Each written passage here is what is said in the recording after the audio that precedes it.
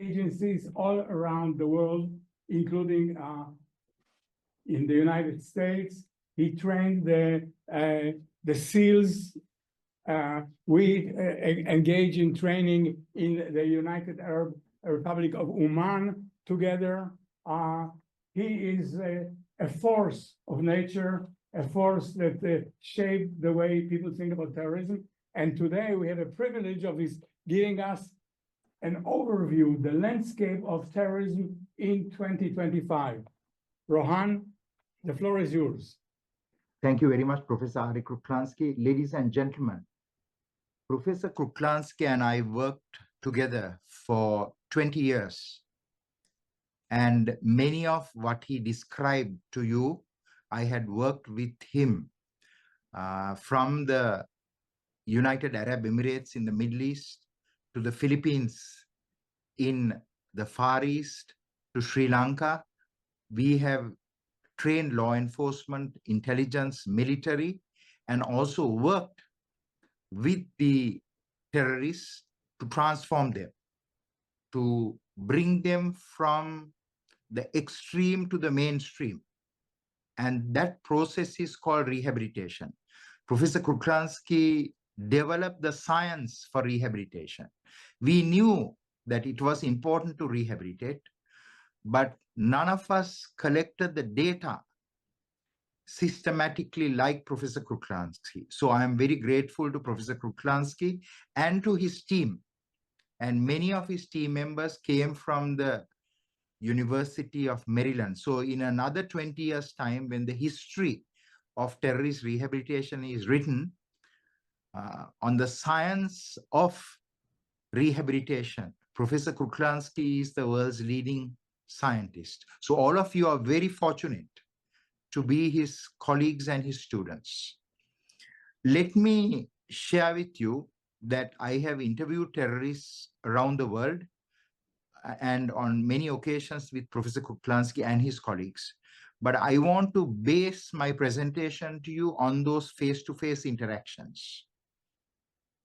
And today we have mapped the terrorist threat. So the best way for someone to know what is the current threat is to interview the terrorists, because if you interview them, you will know exactly what they're going to do next.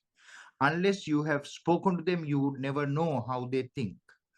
It is something very difficult to learn by reading books or even terrorist communiques or watching their videos.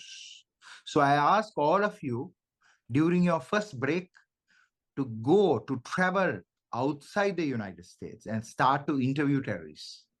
Of course, if you want, you can interview them in the United States too, because terrorism is not only Muslim extremists coming from the Middle East, Africa, or Asia, but they are also right-wing terrorists who do equally devastating attacks.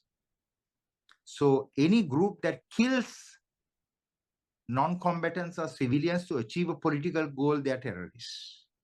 But today, as I map the threat landscape, let me share with you that there are three principal threats of terrorism to the world, including to the United States, including to the West, including to Asia, Africa, and the Middle East. The first and the oldest category of terrorists of the contemporary period come from a group called Al-Qaeda. That is the group that attacked America's most iconic landmarks, the World Trade Center, the Twin Towers, then the Pentagon. And the fourth plane, do you know where the fourth plane on 9/11, where it was heading? Can you tell me the target? White House? The terrorists surveilled the White House. But because White House is covered with greenery, with trees, they decided to hit another target. And what is that target? It is the US Congress, because it's on a hill. And the terrorist pilots were not well trained. So they wanted an easy target.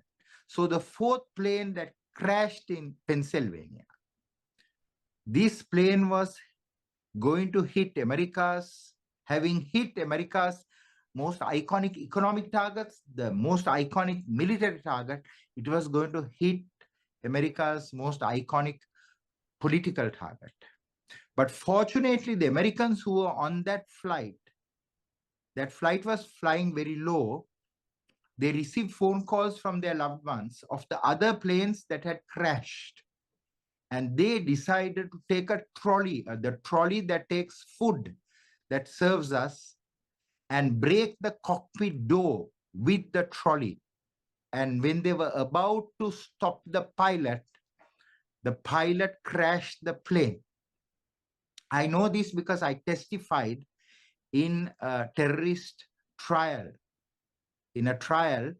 and in that trial, I listened to the cockpit, the recording, what you call the black box. And in that, I listened to the voice recording of the one of the air hostess who was murdered. And I listened to her voice recording until her final moments. She pleaded with the hijacker not to kill her, but she was eventually slain. So I want you to know that 9/11 was the turning point in terrorism and in counterterrorism. Why the turning point? It is because 9/11 sparked all the terrorist movements around the world to become like Al-Qaeda, because Al-Qaeda is the vanguard of the Islamic movements. And by doing Al-Qaeda, they want to demonstrate to the world that even the United States, the greatest power on earth, can be attacked. So I want all of you to know that until then, no country could attack the United States mainland. Of course, they attacked Hawaii, the Japanese, but not the United States mainland. And Al-Qaeda did it. And Al-Qaeda inspired and instigated the terrorist movements around the world to attack the United States, their allies and their friends on 9/11. And the daughter of Al-Qaeda, if you want, you can call it the son of Al-Qaeda, is ISIS, or the Islamic State. That group emerged because in response to Al-Qaeda's 9/11 attack, the Americans responded by attacking Afghanistan, where bin Laden was hiding, and his group was training 30 different terrorist groups from around the world that did many other attacks, the Madrid attack, the Bali attack, right? And I want you to know that the group that eventually emerged in Iraq after US intervened in Afghanistan, because the Americans believed that Al-Qaeda was also operating in Iraq, but it was not operating in Iraq. In fact, I had written an article, Professor Kruglanski will send you this article, before the US invasion of Iraq. Just a month before, I said there's no evidence to demonstrate that Al-Qaeda and Saddam Hussein, the leader of Iraq, were working together. But the Americans were so determined to go to Iraq. So one day when I flew into the United States, I took a taxi, and the driver who drove me from JFK to my hotel in New York City, I told the driver, he was a Pakistani driver, I said, the Twin Towers are not there, because I couldn't see it. It was such an iconic building. Then the driver said, but the United States destroyed 2 countries for the Twin Towers, Pakistan and Iraq. So I want you to know the sentiment of a segment of the Muslim world. 1 million Iraqis and Afghans died in the US invasion. And that, in my view, was an overreaction. But going to Afghanistan was not an overreaction, because Afghanistan had terrorist camps of 30 different groups. If the Americans didn't go to Afghanistan, 2 things would have happened. Terrorism would have surged around the world. Today, only 2 governments, only terrorists have captured power in 2 countries, in Afghanistan, in Syria. Taliban in Afghanistan and Hayat Tahrir al-Sham, a hybrid of ISIS and Al-Qaeda in Syria. But if the US didn't go to Afghanistan, we would have had 30 countries where the terrorists would have come to power. So the first threat comes from Al-Qaeda. The second threat comes from ISIS, or the Islamic State, for a long time led by a terrorist called Abu Bakr al-Baghdadi. I myself worked in Iraq to help the United States. I served as advisor to the Detainee Task Force 134, and I interviewed members of Al-Qaeda and ISIS. So the principal threats are Al-Qaeda, founded by bin Laden, then ISIS, then the third group is called the Shia groups, Lebanese Hezbollah, the Yemeni Houthi group called Ansarullah, and of course the Shia regime called the Islamic State of Iran, and many other groups support, many other Shia groups and Sunni groups supported by Iran, including the Hamas, including the Palestinian Islamic Jihad, including the Al-Aqsa Martyrs Brigade. So I'm urging with you, I saw what happened in the Barnard College 24 hours ago in New York. Those children do not know about Hamas. That is why they went and they protested. Those children are ignorant. They are not well read. You can share this video with them. Why do you want to go and protest on behalf of a terrorist group? They must first ask the terrorists to free the hostages. Imagine all of you, if you were in Israel on that day at the Noah music festivals, either you would have been burnt, you would have been raped, or you would have been kidnapped. So those people who protest in the United States, saying free, free Palestine. Of course, the Palestinian people deserve a state. But as long as Hamas is active in Gaza, there'll be no safety and security for the Palestinians. There'll be no safety and security for the Israelis. There'll be no safety and security for the Americans or for any other country. So I want all of you to read about the October 7th, 2023 attack. It is very fashionable for all of you to dress like Arab and to have a Palestinian flag and go and occupy a school or ask them to change the name of a hall. But this is a very superficial understanding of a very deep-rooted conflict. So if at all they protested, they should protest for the release of the hostages, because Hamas took more than 150 people hostage. They brutally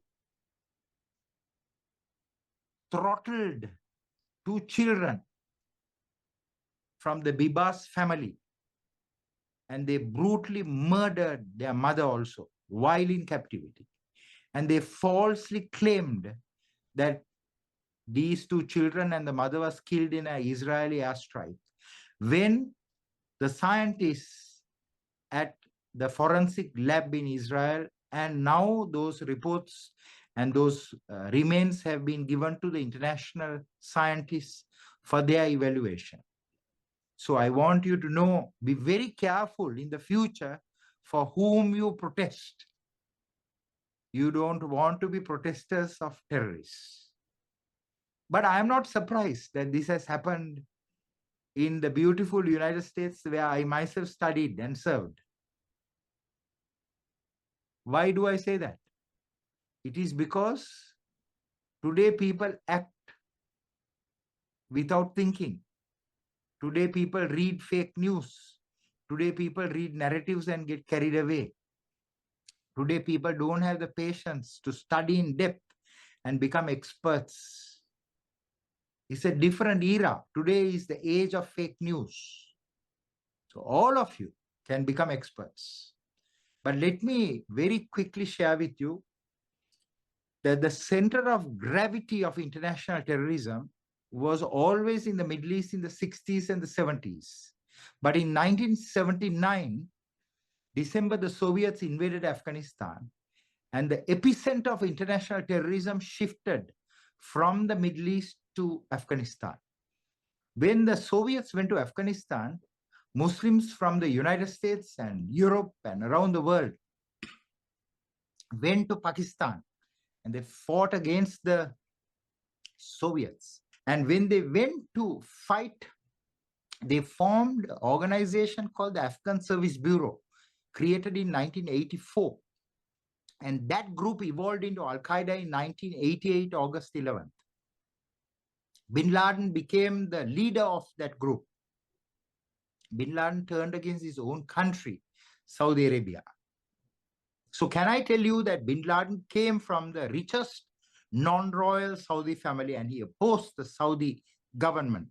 And ultimately, Bin Laden was killed by the US SEAL team.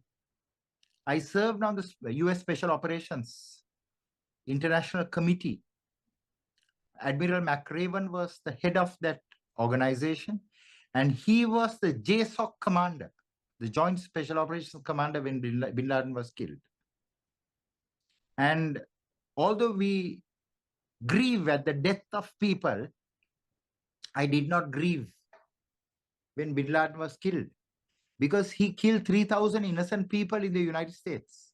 The same way Yahya Sinwar killed 1,500 Iraqis and nationals from nearly 50 countries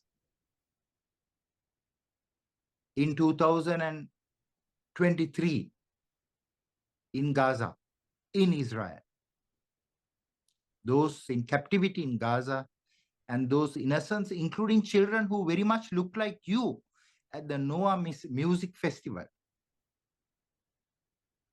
So from Afghanistan, those who fought and defeated the Soviets spread around the world. And they became the Mujahideen. Mujahideen means the fighters of God. The terrorists themselves invented themselves as the Mujahideen of God. So they believe that God is guiding them. But I wonder whether it is the terrorists who are guiding them. Because they believe in 5 things. They believe that if they kill and die, they will go to heaven. And they will be forgiven for their sins. And they will have 72 beautiful girls. And they can bring 70 relatives to heaven. Right? So many of these rewards motivate them to do the attacks that they're doing. But they do not know when you die, you just become ash and you become nothing.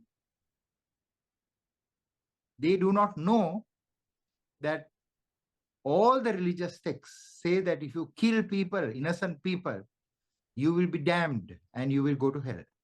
So I want you to know that the terrorists are driven by various ideologies. They are mostly politico-religious ideologies. They are either coming from the religious ideologies. So we have Muslim extremists who become terrorists. Then we have Christian extremists who become terrorists. Brenton Tarrant in Australia in 2019, March 15th, attacked 2 mosques and killed people. He butchered them. He live streamed the attack. In P. Alfred Murrah building in Oklahoma, another white Christian, he killed everyone. I went for the Alfred Murrah building in Oklahoma. That building, later it was restored, and they built a museum there. And Clinton had a ceremony there, and I went for that. And a chair was created for every person who died, including the children, because there was a creche there. So I want you to know that it was a Christian terrorist. So there are Sikh terrorists, there are Buddhist terrorists. There's a group called the Om Shinrikyo in Japan. Buddhists are very passive people. I'm a Buddhist. If you hit me, I can't even hit you back. But there are Hindu terrorists also. So terrorism can come from any religion. Then there are ethno-nationalists, like the Tamil Tigers, like the Kurdish Workers' Party, like the IRA, the Irish Republican Army. Then there are single-issue terrorists, people who go and kill because someone wore mink coat, a coat out of mink, or a doctor did an abortion, or they spoil the environment. So terrorism can come from 4 categories: from politico-religious, ethno-nationalist, or ethno-political, and then it can come from single issue or left-wing and right-wing. Today, most of the acts of terrorism in the Western world, that is in Canada, US, Europe, Australia, New Zealand, come from the right-wing groups. It's a big threat. Don't get caught to any of them. Don't be driven by the ideologies. You must be always mainstream. Follow the middle path. Then only you can live a beautiful life. Don't go to either the left or the right. Now, let me share with you how do we respond to the threat. First is we have to fight the ideology. That is fighting the battle at the ideological phase, because it is the ideology that crystallizes into operational cells. So, the terrorist ideology spread, and then suspicion is created. Suspicion leads to prejudice. Prejudice leads to resentment. Resentment to anger. Anger to hatred. Hatred to violence. And terrorism is a very unique form of violence. That is, the terrorists attack civilians. So that is the difference between terrorism and other forms of political violence. So you have to fight ideology. 90% of the resources must be devoted to community engagement to prevent the ideology from taking root in communities. But today, 90% of the resources are devoted to fighting terrorism in the operational stages, to enforce the law, to interdict attacks, and to respond to terrorism. But the only way we can defeat terrorism, ladies and gentlemen, is to fight terrorism upstream, not downstream. Every terrorist attack is a failure of security, failure of law enforcement, failure of national security, failure of preemptive response by our kinetic and lethal forces, the special operations forces. So I want you to know that to fight terrorism, we have to operate both in the preventive space, in the enforcement space, and another phase that Professor Arie Kruglanski is a world authority. That is, when they become terrorists, when you capture them or they surrender, you have to rehabilitate them. You have to restore their mind. How do we restore them? There are 6 ways. Please write. 1 is religious rehabilitation. That is, we correct the misinterpretation in the faith. 2nd is educational rehabilitation. All the terrorists are very narrow in their mind. We broaden their mind. We teach them logic. We teach them Greek. We teach them mathematics and philosophy. We teach them another culture, another language. So first is using religious clerics. 2nd is using teachers. Teachers are very good because they are patient. You can see how patient Professor Kruglanski is. He's 45 years old, but he's still very patient. Right? Now, all of you can be patient because patience is a virtue. If you are impatient, you will not have good marriages. And you have to tell your partner also to be patient. So, 2nd is get great teachers who are patient. 3rd is social and family rehabilitation. That is, no one becomes a terrorist in isolation. Usually, families are also radicalized. But sometimes terrorists hide their radicalization. But families are the first line of defense.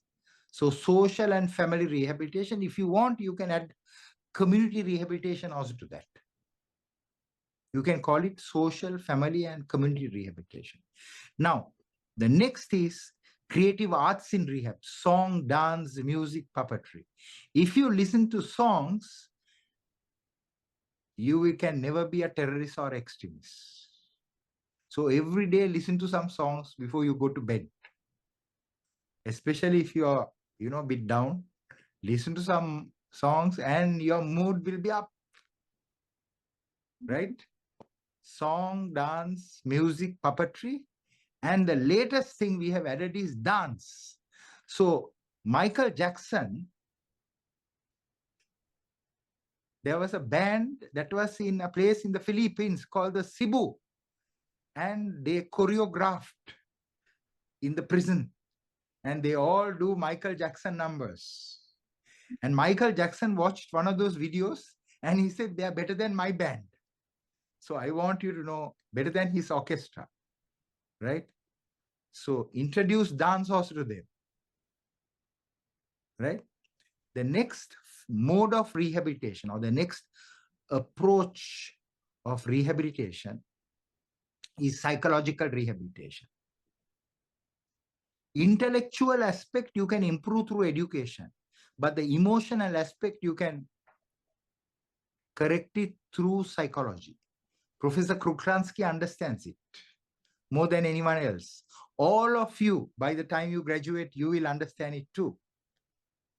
So all of us have some anger, some resentment, some hatred, some prejudice.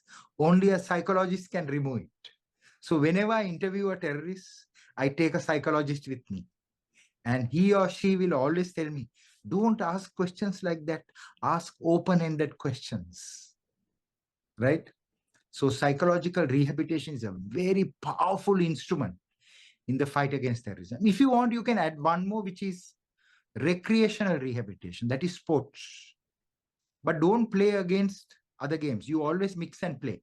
Even in the prison, prisoners should never play against the guards. They must always mix. Otherwise, they develop anger against the guards. So you can do so many things, Then finally, it is called the reintegration. Reintegration is outside the custodial rehabilitation, that is rehab in prison. We do it outside in the community. We have to constantly engage them and rehabilitate them. So let me make a few concluding remarks. For us to fight ideological extremism that crystallizes as terrorism is paramount. Whenever we focus on fighting China or fighting Russia, then terrorism goes up. So don't try to contain China. China will be a rising power, whether you like it or not. Work with China so that we will have a peaceful China that will follow the rules-based order. But fight ideological extremism, which is a bigger threat to you and to the world. Don't play politics. Stabilize the world. Stabilize your own countries. Build your own economies. Don't get into confrontation with nation states. The only exception may be Iran, because Iran is developing a functional weapon. And the Iranian regime is not ruled by normal, ordinary people. It's ruled by the mullahs or the ayatollahs. So today there are a few states where the terrorists have captured power, like Syria, like Afghanistan, where Taliban came to power. And another likely state that will be created is in Somalia, because the Al-Shabaab may come to power. But Iran developing a functional weapon is a threat, and it is very likely that the United States and Israel will attack Iran's nuclear capabilities in the coming weeks and coming months. Let me finally give you some advice before I take your Q&A. That is, all of you will get a job, and all of you do well because you are studying at the University of Maryland. I was a foreign policy fellow at the University of Maryland before you were born. That was in 1990. 4. Were you born? Okay. And then I was at CISM, the Center for International and Security Studies. It's in the School of Public Policy. But there was one professor I really loved. His name was Professor Ted Robert Gurr. He wrote a book called Why Men Rebel. Please read that book. It's published at Princeton. So I used to go at night and listen to his classes, and he became my friend. He was a deep inspiration to me.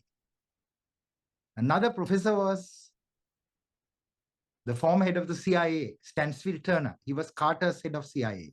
So he became my faculty advisor. So I had some brilliant professors. I wish I knew Professor Kruglanski at that time, but I got to know him only after 9/11. But Maryland is a great university. So all of you will get a job. All of you will do brilliantly. But if any of you can't get a job, you can contact me and you can come to Singapore and I will give you a job. Right? So use your time productively, because this world needs experts who understand security. Security will be a big challenge because political leaders are doing things that are not in the best interest of nations. They are doing things for their personal interests and political interests. All of you should rise above that and do things to build a stable and a secure world. I thank you very much. I would like to ask you a couple of questions, Rohan, before I ask the class. One is, how successful was the global war on terror? We destroyed Al-Qaeda to some extent, killed bin Laden. We destroyed the caliphate that ISIS had in Iraq and Syria. How are they doing? Are they demolished? Are they devastated? What is the current state of the fundamentalist Islamist terrorism? President George Bush launched the global war on terrorism called GWOT after 9/11. There was global support for it because the people watched that devastating attack on the United States on September 11th, 2001. I was one of them. I worked in Iraq and Afghanistan. But what happened was that after the US went to Iraq, the support diminished because there was no evidence that Saddam was working with Al-Qaeda. He was a very brutal dictator. He killed a lot of people in Kurdistan and in Iraq. But to sustain a long-term fight, you need partners, you need allies, you need friends. So even for Israel today to fight, they need allies and partners and friends. So the support for the global war on terrorism diminished. That is why only Al-Qaeda could be severely weakened. Bin Laden was killed, the Al-Qaeda leader. His successor, Dr. Ayman al-Zawahiri, was killed in Afghanistan, hiding. Taliban kept him, although they promised to the world they won't harbor terrorists. But the current leader of Al-Qaeda, Colonel Saif al-Adil from Egypt, he has moved to Iran. And he sent his son to Yemen to build a relationship between the Shia group, Ansarullah, or the Houthi movement, and Al-Qaeda in the Arabian Peninsula. So today, Iran has become the key sponsor of terrorism, supporting both Shia and Sunni groups. So we need a GWOT, Global War on Terrorism 2.0. Not only fighting non-state actors, but looking at the emerging state actors, such as Afghanistan, such as Syria, such as Al-Shabaab in Somalia, that is also likely to come to power. So we need new blood, new thinking, how to fight these threats. Tulsi Gabbard, who has been sworn in as the Director of National Intelligence, She's originally from Hawaii. You must all look at her congressional testimony. She has become the head of the US intelligence community. So I believe that all of you can become a significant leader in the United States to drive GWAT 2.0. So there is success and failure both. But one of the key reasons why we failed to sustain the fight was because the political leaders didn't have the will to stay in power because we didn't have enough partners, the Western nations. So you have to have side by side with military action, diplomacy, constantly co-opting partners from Asia, Africa, and the Middle East to fight, to win the fight. It's a fight we, 1 or 2 countries or 10 countries can't fight alone. You have to work with most of the 200 nations. If you don't want to join the military or the intelligence community or the law enforcement, join the US State Department and be a diplomat. You can still help to build stability and security. If you can't do any of those, then join the international organizations like the UN. If you still don't want to do it, then join the non-governmental organizations. And still you can sponsor programs in the community, in rehabilitation and community engagement. So you can help to win this fight. But this fight cannot be won only by military means. We can win it if we win the hearts and the minds of the people and tell them that terrorism is bad, extremism is bad. But we have failed in our messaging. That is why in the United States today there are protests where some of them even support Hamas. That must stop. So we have to educate formally the government, and informally we have to educate the public. That's called raising specialist understanding and raising public awareness. A follow-up question, Rohan.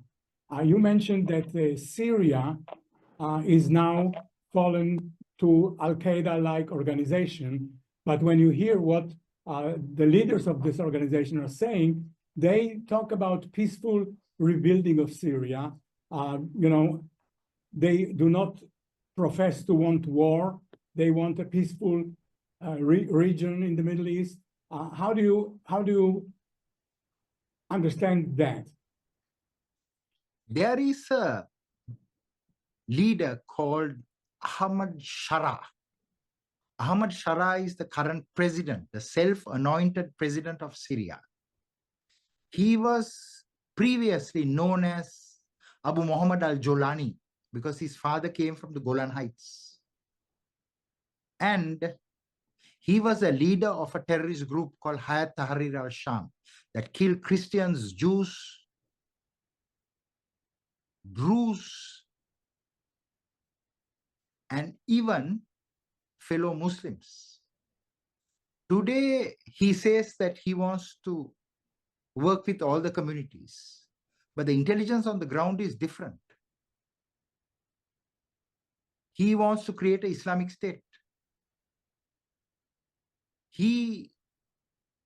His members are still going and attacking Shia and other communities. So until we see an improvement on the ground, we cannot endorse this government as a righteous government. So the Israelis had the foresight to create a demilitarized zone between Damascus and Israel so that there'll be no threat to Israel from Syria. So Professor Kruglanski, we have to watch the group very closely. Whether Syria will become another safe haven like Afghanistan. So about 16 terrorist groups from around the world congratulated Ahmad Shara, alias Abu Muhammad al-Jolani, for capturing power in Syria, getting rid of Bashar al-Assad. We have to watch those groups, whether those groups have already created officers in Syria and started training in Syria, like the Taliban provided all that assistance to 30 different groups, and even today host Al-Qaeda. Thank you very much. Questions? Isabel. So with the different types of rehabilitation, you're doing all 7 of them in these centers. Have you seen any of these tactics been more successful than others, or do you think it's the mixture that really assists people in getting rehabilitated? It's a brilliant question, because that is exactly what Professor Kruglanski does. He developed a system to assess what will work. That is, he did an evaluation. He worked with Dr. Malkanthi Hettiarachchi. I hope Professor Kruglanski will invite her also to give a talk. And another professor called Bellinger, Jocelyn Bellinger. And they all, and another number of members of his at Maryland. And they developed an instrument. Using that instrument, you can tell whether that terrorist will respond better to religious rehabilitation, or to educational rehabilitation, or to recreational rehabilitation, or to social and family rehabilitation, or to psychological rehabilitation, or to creative arts in rehabilitation. So it is like you want to go on a date, right? You have to study the partner, right? You have to understand your partner, whom you're going to meet, right? You have to make a plan. So our evaluation is also to detect deception. Actually, Professor Kruglanski developed that system. He will tell you about it better than me, right? So you have to understand who is your client. It is like someone come to your shop, right? You have to understand what he wants. Then you can sell him what he wants, right? So you have a guy who wants to learn to drive, you can't teach him computers. So in the vocational rehabilitation is another approach, right? One guy told me, I don't want to learn computers, I want to learn driving. Another one said, I want to do metal work, but not woodwork. Another guy said, I want to be a fisherman, not do animal husbandry. So it's like food. If you go to a restaurant, even if duck is tastiest, if you don't like duck and you like fish, I give you duck, you will not have a good impression of me. So better give duck. So I want you to know that person, what will tick with him. So rehabilitation, you have to assess the person and give the right medicine.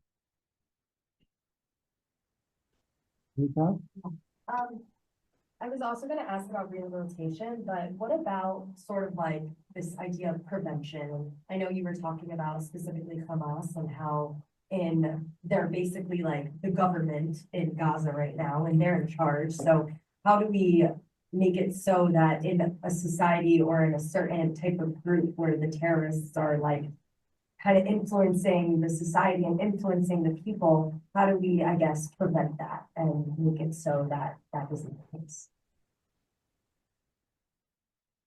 All your minds, nowhere this is written, all your minds are like clay. Do you know clay? Clay means you can shape it. Your professor can influence you, right?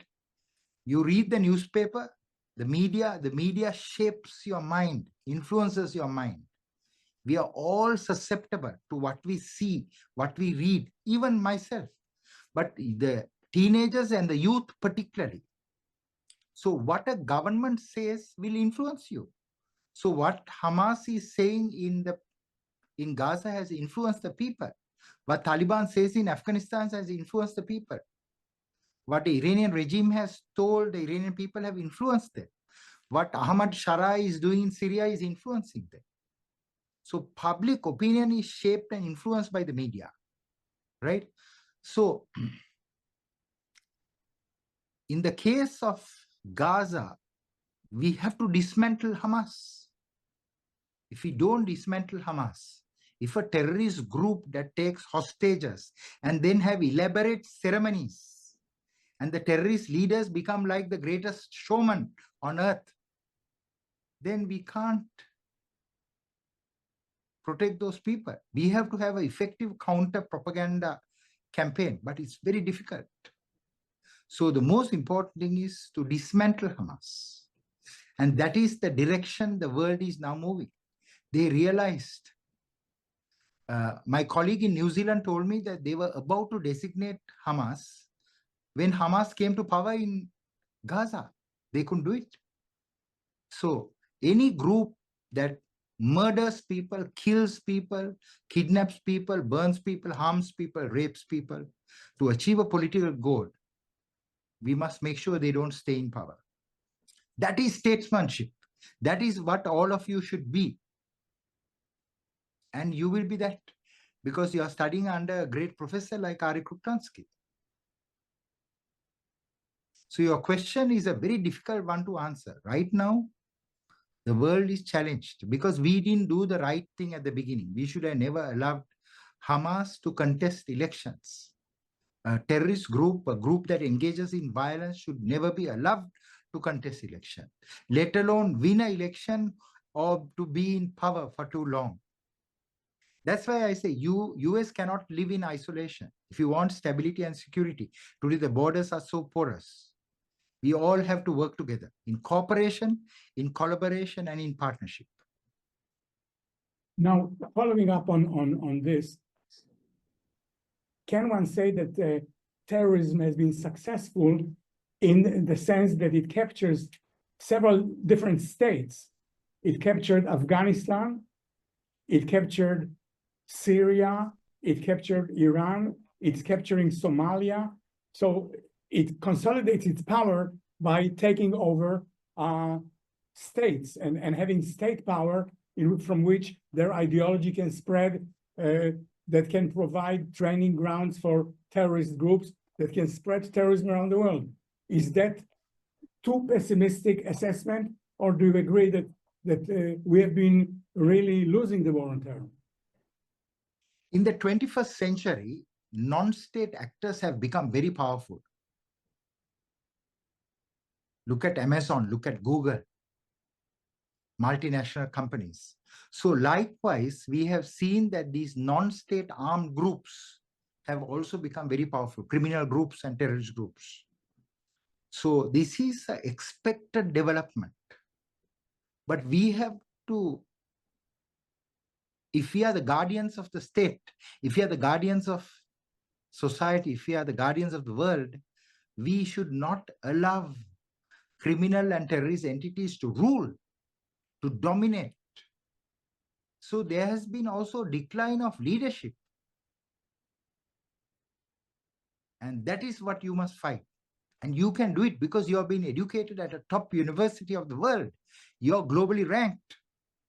So you have to grow up in a way where you will ensure stability and security, meaning not allow these rogue regimes and hostile regimes to come to power and stay in power. So Professor Kruglanski's question is whether we have failed. To some extent, yes. But I still have hope in the young generation. A generation that will not play personality and party politics, but look at national and strategic interests for their own countries and countries of the world. So this is the phase where threat groups are capturing states and getting state power so much of capabilities. So we should stop with the countries, with the terrorist groups that have already come to power. If we don't do that, the world will be in chaos. There will be no global stability and security. Yes. I said you brought up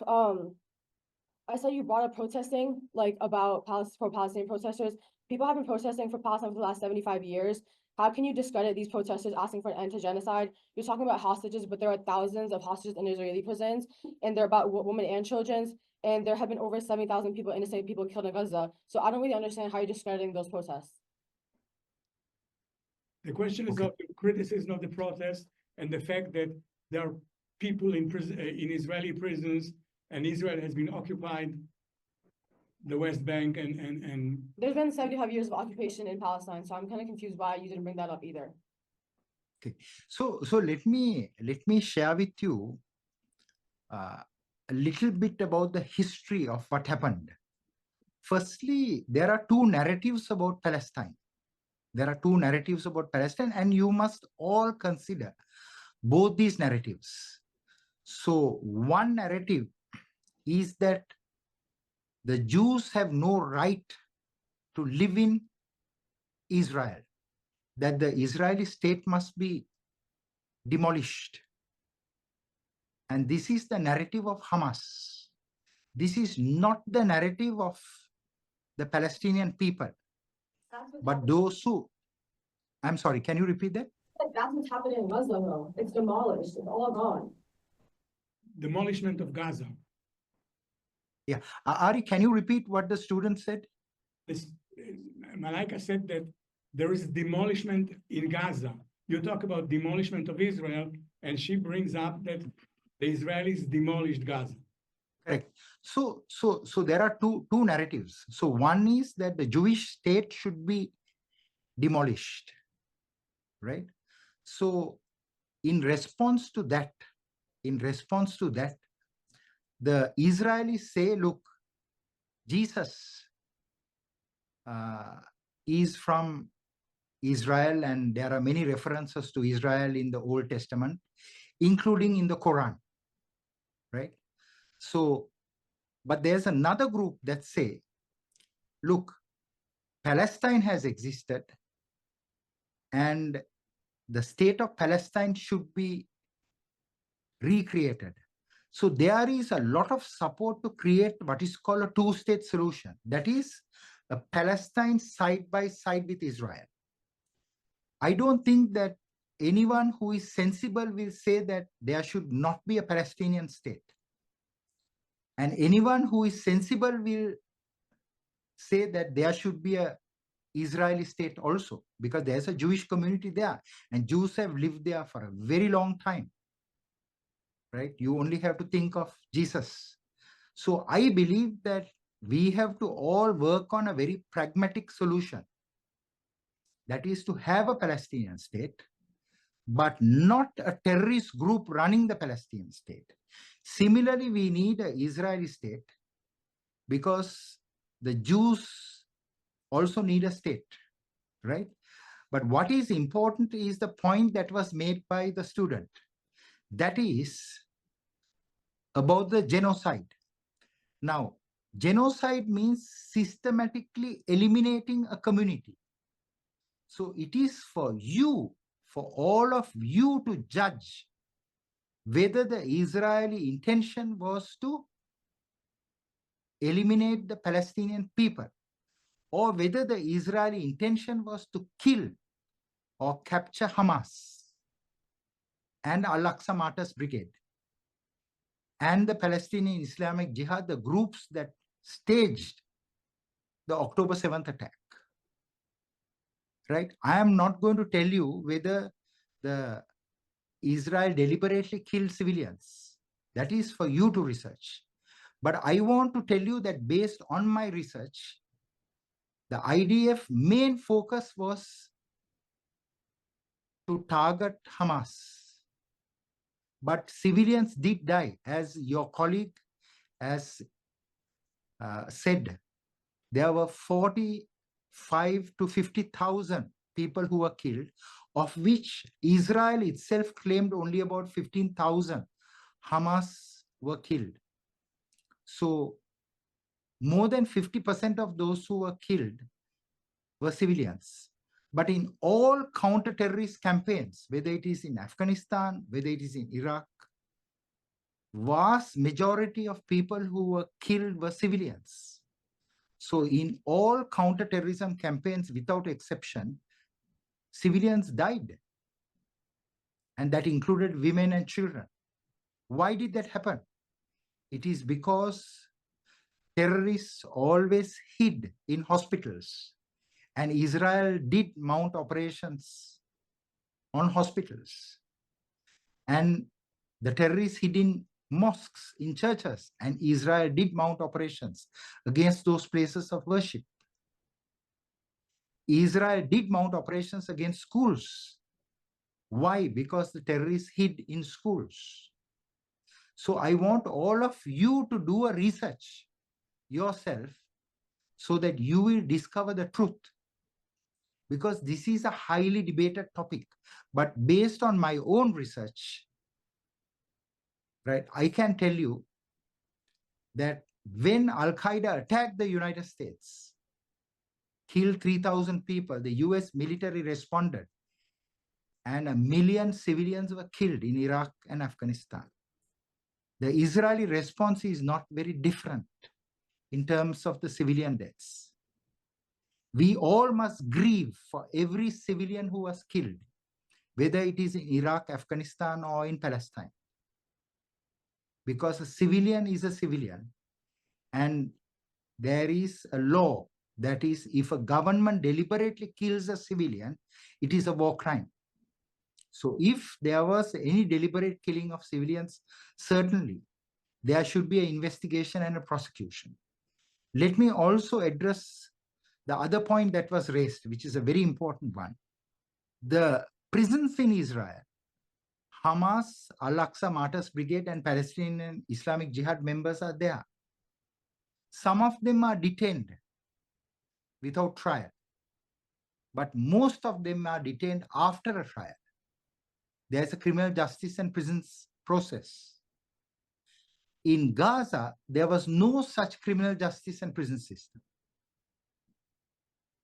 I don't think any of you will dispute the fact that Hamas, the attack it launched in 2023 is a terrorist attack, because the main target of the Hamas operation was civilians. Of course, they targeted military bases as well.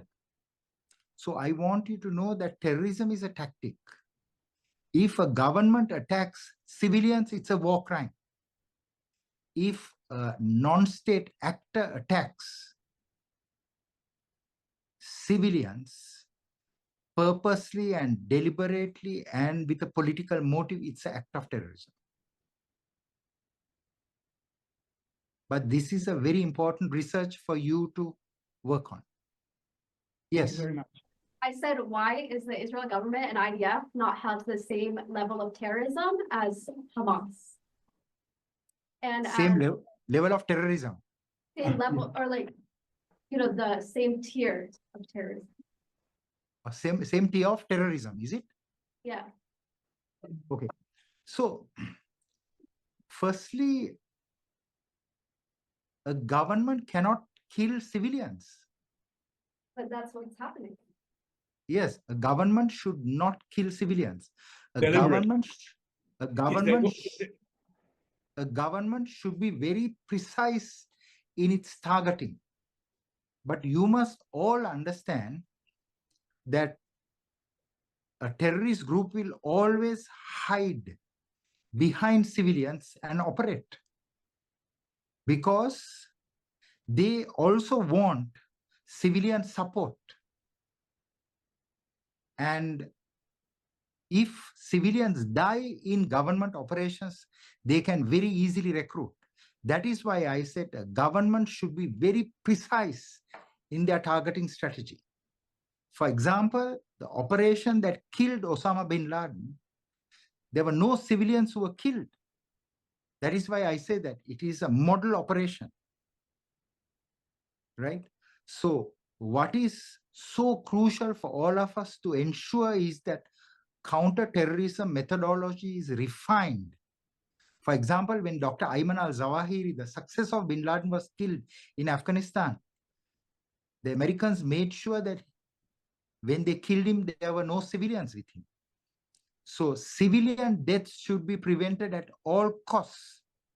If we don't do that, there will be so much of support for these groups. These groups will be able to recruit and sustain their campaigns over the long term.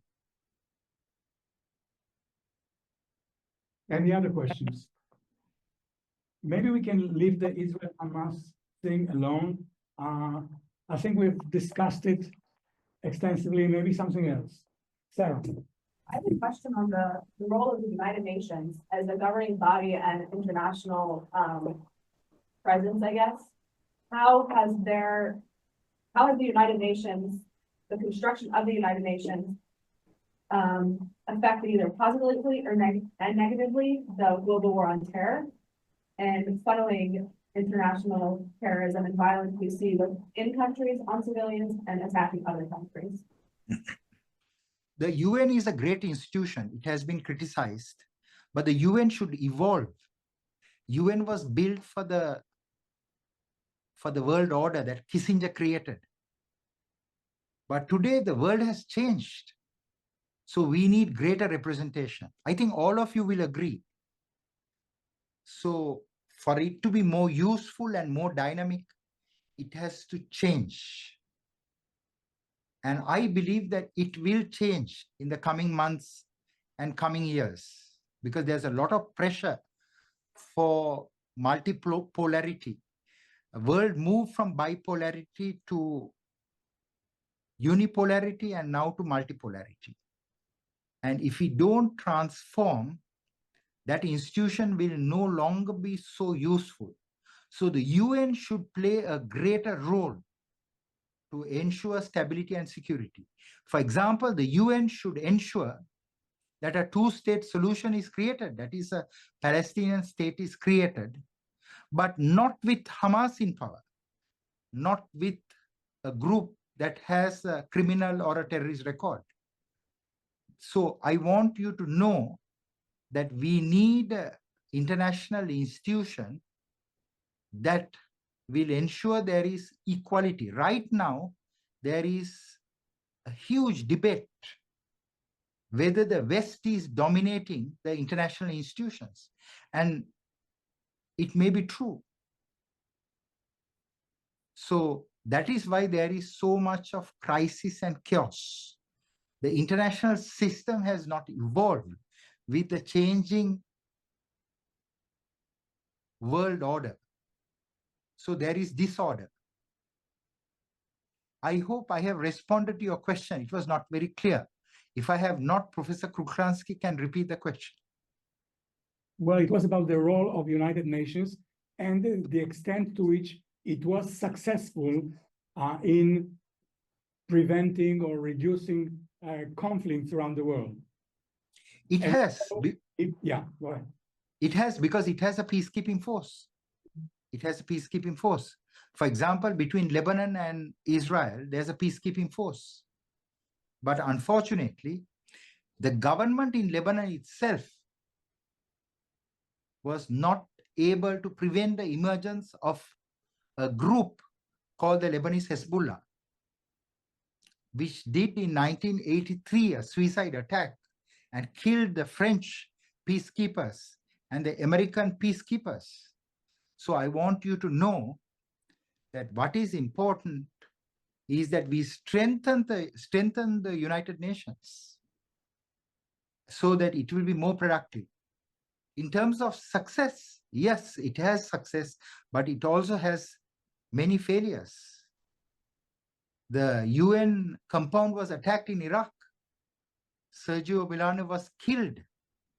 And at that time, the UN created a new security division and appointed an undersecretary called Sir David Vanness, who was the previous head of specialist operations of New Scotland Yard, who was my friend. But I want you to know that we have to do much more to restore stability and security of the world, to ensure that there's greater representation at the United Nations. Yes. Any other question? Can we ask those difficult questions, Professor Kruglanski? Yes. I want to answer all the questions you have. Yes, Well, if I you have think time. you made it very clear that we should oppose the takeover of states by parties that committed terrorist acts and that legitimize terrorist acts. And I think that we have not been extremely successful in that, in the fact that increasing number of countries are being taken over by groups that supported terror, supported indiscriminate targeting of civilians and so forth. That's the distinction, right? Yes, I think that the UN should build a bigger committee, bigger capabilities to do that. They have built bigger capabilities, but the threat of terrorism overwhelmed them. For example, all of you should read the most latest UN report. It is produced by the Al-Qaeda and the Taliban Sanctions Committee. It's a monitoring committee, and that gives a very good description of the state of the world today. So let us give constructive criticism to the United Nations to transform, to build an institution that is more representative of the world rather than the West. But at the same time, let us not be critical of the UN because they have done a good job, but they can do a great job, a greater job. Yes. Lucy? So my question is, in your experience working like rehabilitatively, have you experienced working with groups or individuals that are past the point of being able to be rehabilitated? And what do you do with people that aren't willing to be rehabilitated? Did you hear that, Rohan? No one, yes, I did.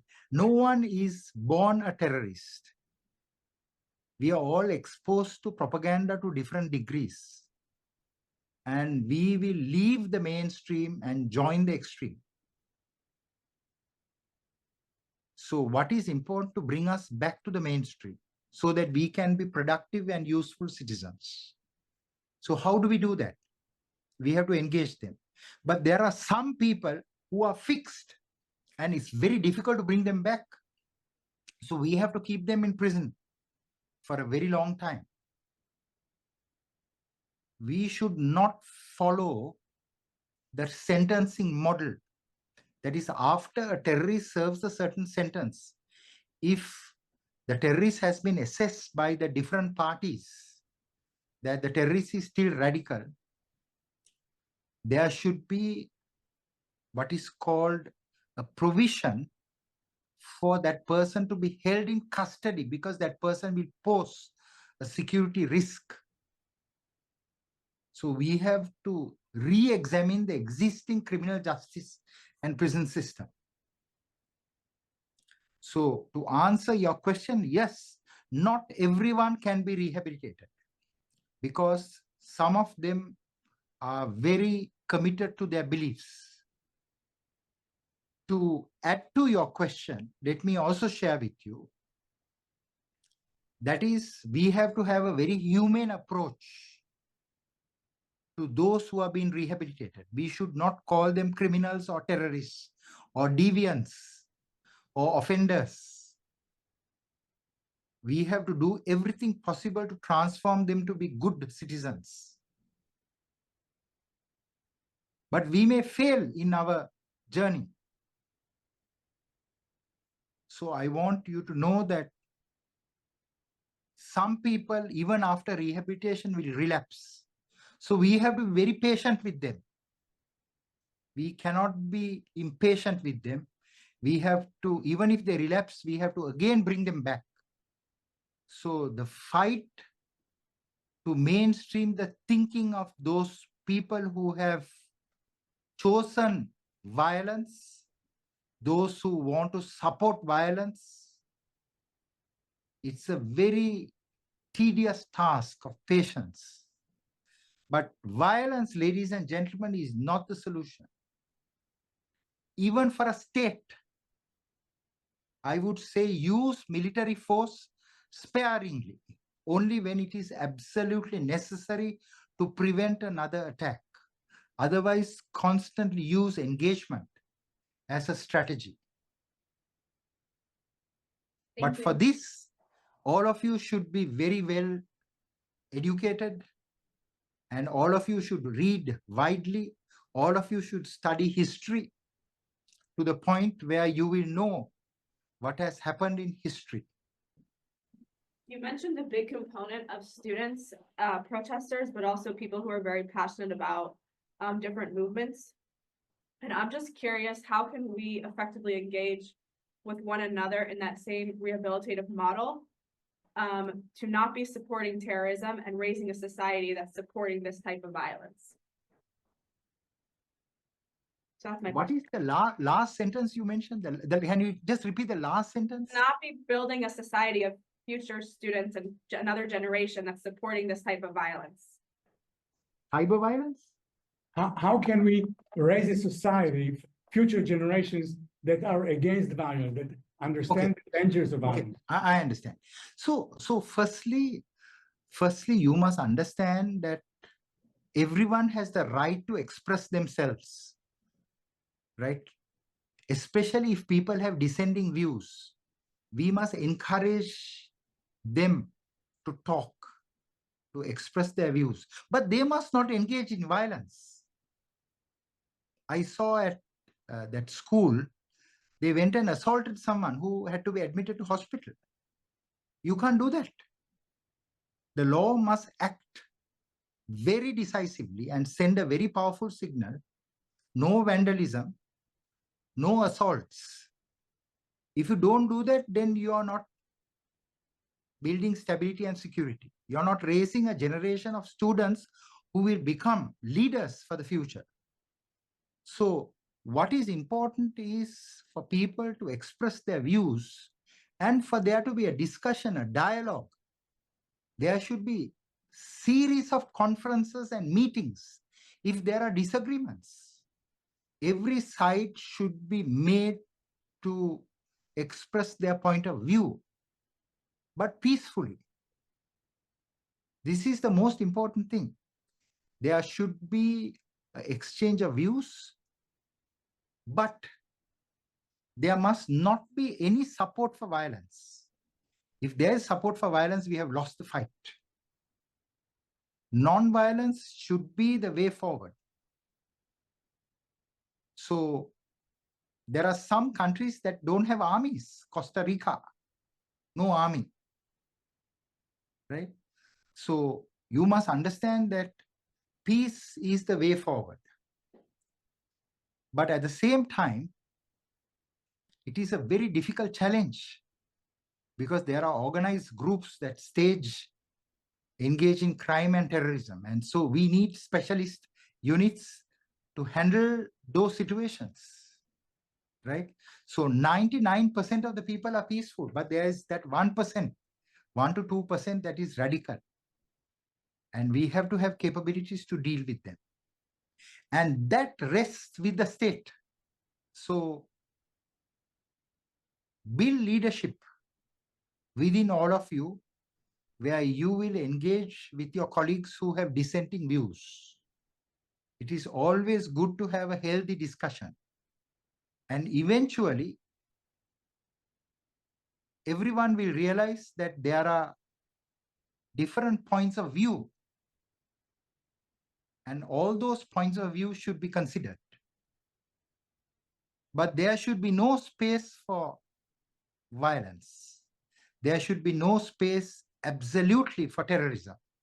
Because as I said, terrorism is a unique form of violence where the perpetrator deliberately and indiscriminately use force against civilians. If a state does it, it is a war crime. If a non-state actor does it, it is terrorism. Yes. Okay. No more questions? Let's thank Professor Gunaratna for a wonderful lecture. We're going to be discussing things that you said, things that were brought up from a psychological perspective. You gave us a lot of food for thought, and we're going to try to digest it all and understand it all in the meetings to come. Thank you very much, and thank you for getting up so early in the morning to talk to us. Thank you, Professor Kruglanski, and thank you very much, ladies and gentlemen. Especially thank you for all your questions. It is always important to discuss these issues so that we can build a stable and a secure world for every citizen. Thank you.